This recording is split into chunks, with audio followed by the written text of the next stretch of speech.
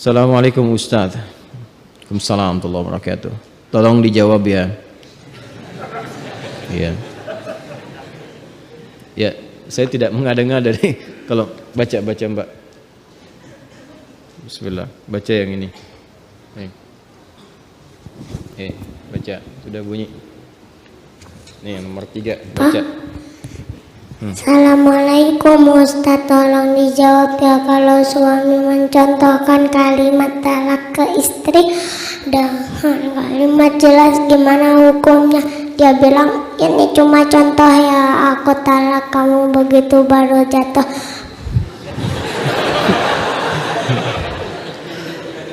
Bagus Mbak, Masya Allah ya.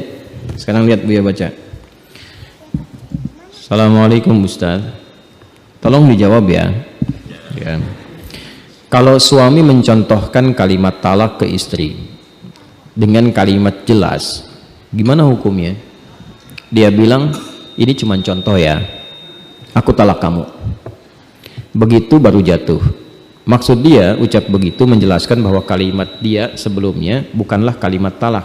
Dia mencontohkan, karena saya waktu itu sedang was-was talak. Contoh ya, saya talak kamu. Thalathatun jidduhunna jiddun wa hazluhunna jiddun. Ada 3 hal yang harus berhati-hati, karena candanya jadi serius, seriusnya jadi canda. Tapi canda yang bagaimana yang dihukumi serius? Ya, kalau contoh kan kadang-kadang tidak masuk canda tapi menjelaskan hukum. Nah, di antara 3 itu yang sepasang nikah dengan talak, ya kan? Jadi bisa menjadi hukum yang nyata sifatnya. Ya, jadi hukum yang nyata. Jadi kalau misalnya maaf nih, bercanda misalnya keluar kata-kata, ya udah anak kita nikahin ya, sepakat, padahal bercanda misalnya, itu bisa terikat hukum. Ya, sama suami istri juga kalau bercandanya jangan yang mengarahkan kepada hukum-hukum yang beresiko, seperti canda-canda dengan talak misalnya. Ya, nah, itu bisa terjadi hukumnya, tapi itu diikat oleh ketentuan-ketentuan yang sangat ketat, tidak seketika jadi begitu. Kasus ini tidak berlaku hukum. Ya, karena suami dalam konteks mencontohkan dalam keadaan istri was-was, mungkin bertanya, saya was-was talak dan sebagainya. Nah, suami misalnya memberikan penjelasan, ya mungkin terjadi sesuatu, saya tidak ingin memprediksi apa-apa, ya kan? Tapi ada sesuatu yang terjadi, kalimat-kalimat tertentu, kalau benar demikian konsultasikan. Karena nanti kalimat talak itu ada yang sharih langsung, ada yang kiasan. Ya, kiasan seperti gini misalnya. Ini ada kasus orang mengatakan, dan pernah terjadi di era Nabi, kamu sekarang sudah seperti ibuku. Itu kalimat talak. Kalau ibu kan gak boleh digauli, ya kan? Nah, itu kalimat talak, cuman kalimatnya kalimat kiasan, majas. Kalau yang sharih langsung nyata, kamu saya talak, ya kan?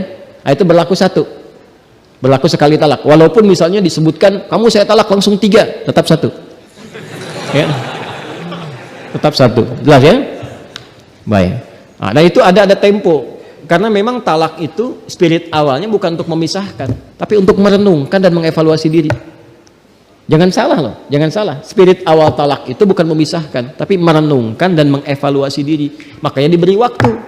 Ya, telah tatakuru 3 kali bahasa suci atau masa haidnya. Ada yang mengartikan suci, ada yang mengartikan haid. Di situ merenung. Apa benar keputusan ini? Apa di pasangan itu semuanya salah terus sampai telah menikah sekian lama begini? Bagaimana masalah untuk anak-anak? Difikirkan, koreksi, dilihat, bertemu, difasilitasi wali.